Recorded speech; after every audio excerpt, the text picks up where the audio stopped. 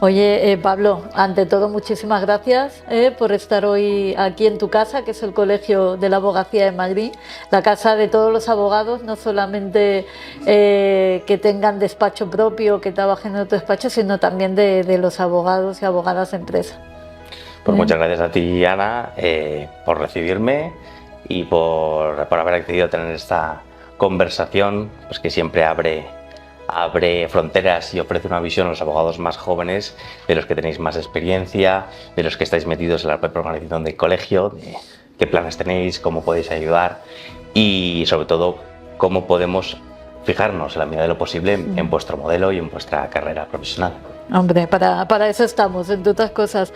Oye, Pablo, y entrando en faena, te quería preguntar, ¿cuál es tu visión sobre los retos a los que se enfrentan hoy los abogados y abogadas de empresa en lo que tiene que ver con la protección del secreto profesional? Pues la verdad es que es un tema, yo creo que es muy importante, que ha cobrado especial relevancia desde la última reforma del Estatuto de la Abogacía. En primer lugar, sobre todo en el ámbito de la empresa, creo que es necesaria una concienciación de la organización en general, pero de las propias asesorías jurídicas en particular. De la concienciación de colegiarse como ejerciente por los beneficios que eso otorga no solo al propio abogado, sino a la propia organización para la que trabaja. Y también la necesidad de establecer pues protocolos o acuerdos internos donde se fije muy bien la forma de comunicarse y dónde está el límite entre lo que está protegido por el secreto profesional y lo que no está protegido, porque al final si todo está protegido es como si nada lo estuviera, ¿no? Absolutamente, totalmente de acuerdo.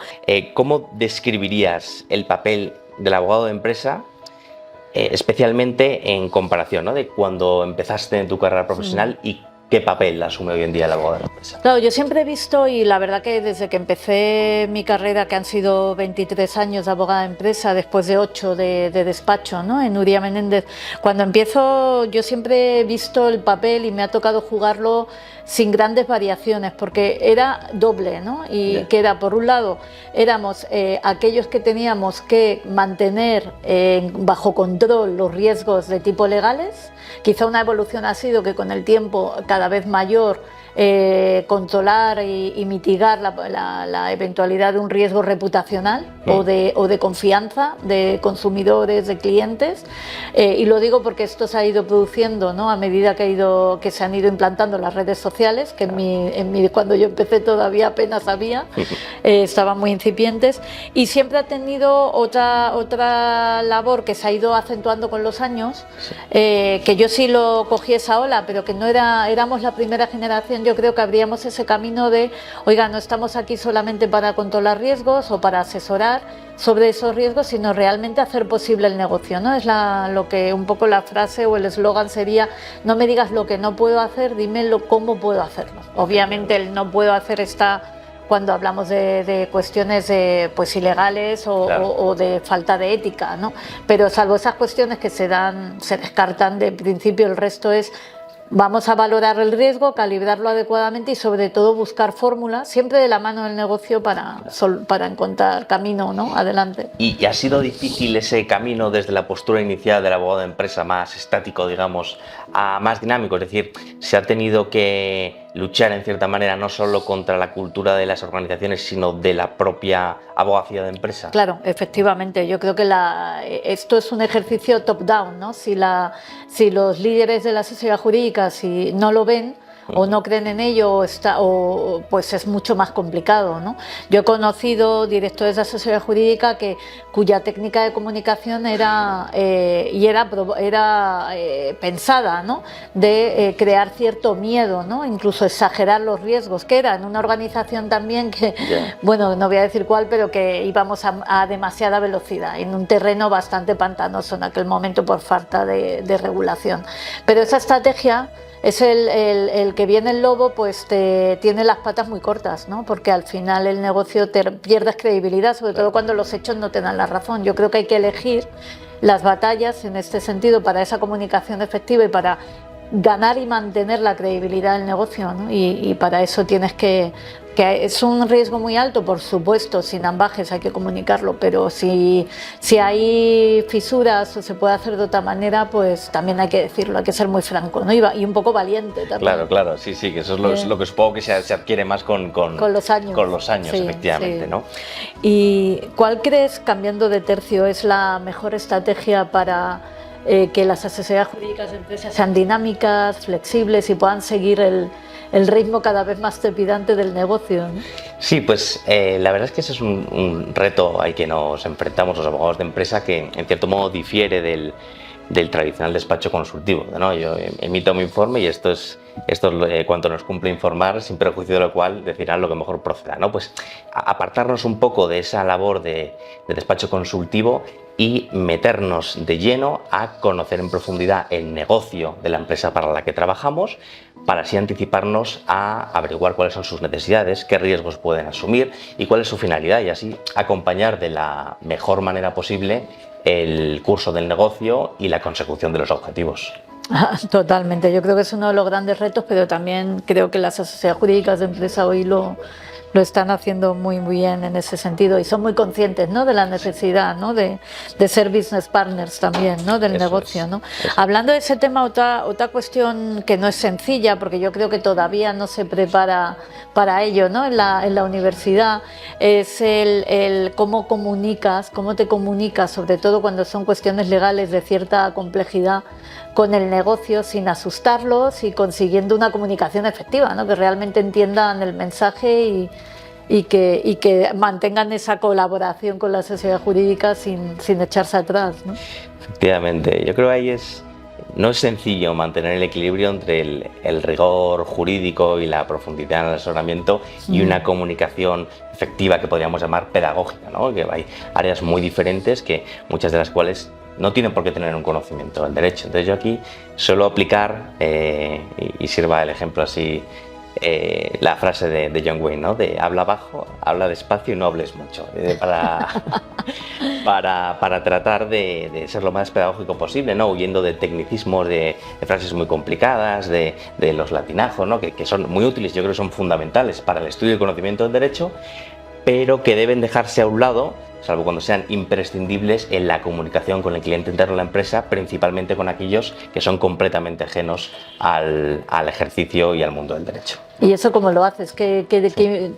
¿Cuál es tu receta mágica? Pues no la tengo, la estoy buscando, pero en la medida de lo posible poner ejemplos prácticos, hacer frases sencillas, antecedentes más o menos conocidos que puedan ser aplicables, para que la gente, pues con referencia a esos ejemplos que ha podido oír en televisión o en los medios, pues diga, es exactamente esto, pero con una particularidad. Atraer su atención también, ¿no? A veces con la anécdota, ¿no? Efectivamente, ¿no? Sí. Eso, obviamente, lo que se ve más en televisión son temas penales y demás, de los que todas las empresas, claro, tratamos de huir en la medida de lo posible, pero también para cuestiones mucho más técnicas o mucho más complejas, para un pacto de socios o para una cláusula, un pacto de no competencia, pues también puede ser útil, ¿no?, recurrir a esos ejemplos. Y luego también, en relación con lo anterior, ¿qué oportunidades específicas crees que podían tener antes los abogados de empresa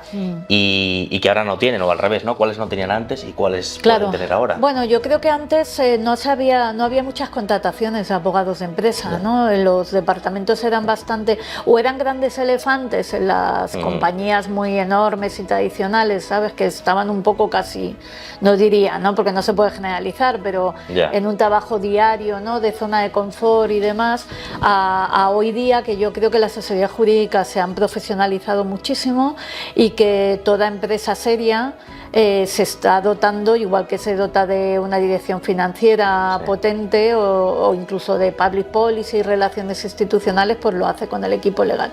Con lo cual, desde ese punto de vista, hoy hay, diría, más oportunidades porque antes también la abogacía empresa no era tan interesante, no atraía el talento más brillante, ¿no?, que prefería hacer una carrera en empresa, ¿no? Sí, sí, o sea, sí, perdón, sí. en despacho. No es así, o sea, yo lo he visto también en gente de mi generación, ¿no? Antes, digamos que el camino tradicional de un abogado pues era montas tu propio despacho, te metes en un gran despacho, ¿no? Pero cada vez veo más dinamismo y concretamente en mi experiencia personal, mis compañeros de carrera están muchos en empresa. Sí. Antes o después de haber pasado por despacho, pero terminan muchos o muchos más que los de antes, en claro, empresa. Claro que sí. Y así, ¿qué consejo tendrías para los abogados de empresa más jóvenes para establecer relaciones efectivas en relación con los otros departamentos, ya sea el financiero, el de negocio, el de diseño?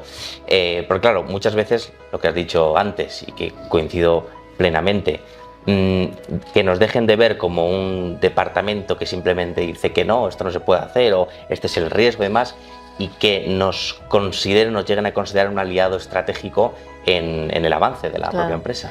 Bueno, yo creo que tiene que haber un esquema previo, que es el que desde la dirección legal se cree a nivel de comité de dirección esa relación, ¿no? Esa percepción, ¿no? Y se trabaje, porque si no es más difícil, ¿no? Y se gana mucho tiempo y te ahorras esfuerzos, ¿no? Pero es verdad que independientemente que esté fijado o no, toda la pirámide del equipo legal tiene que responder a una cultura corporativa que te digo, se debe fijar, creo, y tiene que emanar desde el comité de dirección aguas abajo, una cultura en la que de colaboración.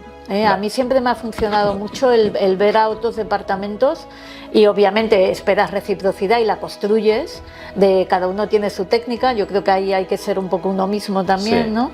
Pero siempre pensando, somos equipos complementarios, todos los equipos, digamos, de centrales o corporativos o de servicios dentro de la casa, entender también los posibles juegos de poder que haya dentro, ¿no? Hay casas donde legal tiene muchísima influencia, hay otras casas donde es más la dirección financiera, hay otras que haces, yo siempre al final he hecho mucho partnership, ¿no? Con financiero, con public policy, con relación, con por supuesto todo lo que es comunicación y prensa, ¿no? Para precisamente, pues por ejemplo, que los mensajes sean coherentes, que consigamos objetivos comunes, y para esto existe metodología. Se puede, por ejemplo, establecer objetivos, goals comunes en aquellas organizaciones que tienen objetivos anuales, pues oye, trabajar juntos quizá en un objetivo más ambicioso, ¿no? Y crear ahí un contexto de colaboración, por poner un ejemplo. No, nunca lo había pensado eso, la verdad es que es muy bueno, ¿no? En vez de los objetivos como compartimentos estancos, uno palpable que sea común de estas áreas. Sí. Oye, y en tu experiencia, lo que vas viendo, ¿qué tres competencias o skills dirías que son los más importantes para tener éxito como abogado de empresa? Pues cuesta elegir tres, ¿no? Pero diría que las tres principales, y además en forma de pirámide, ¿no? Siendo la primera la base y la última la cúspide que remata todo. Pues yo diría que la primera sería el conocimiento profundo del derecho. La segunda, y íntimamente relacionada con lo que hemos hablado antes, la visión estratégica que aúne ese conocimiento profundo del derecho con el acompañamiento al negocio. Y finalmente la comunicación efectiva. Porque de nada serviría tener las dos anteriores si luego no puedes trasladárselo a tu cliente interno, ¿no? ¿Qué diferencias notas, ya sean buenas o malas, ¿no?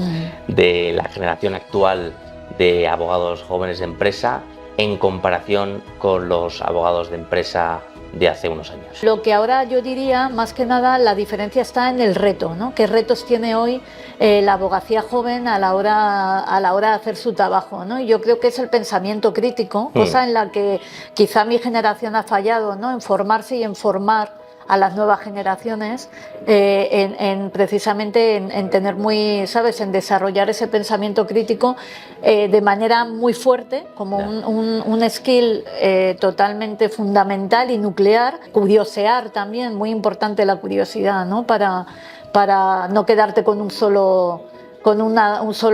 sola noticia, una sola opinión, ¿no? Yo siempre leo cuando lees titulares siempre me aseguro de leer dos periódicos de un lado y del otro para intentar quedarme en el término medio, ¿no? Entonces, bueno, yo creo que es un reto que tenemos todos, pero que precisamente por las nuevas circunstancias los abogados y abogadas más jóvenes tienen que insistir en ello. Pues muchísimas gracias, Ana. A ti, Pablo, muy útil encantada. todos estos consejos, estas orientaciones y sobre todo desde la experiencia de alguien que ha pasado, ¿no? Por los dos lados, podemos decir, ¿no? El despacho, la empresa internacional, nacional, y que yo estoy seguro de que pueden ayudar mucho a los abogados jóvenes de empresa. Así espero. Muchas gracias a ti. Gracias, Ana.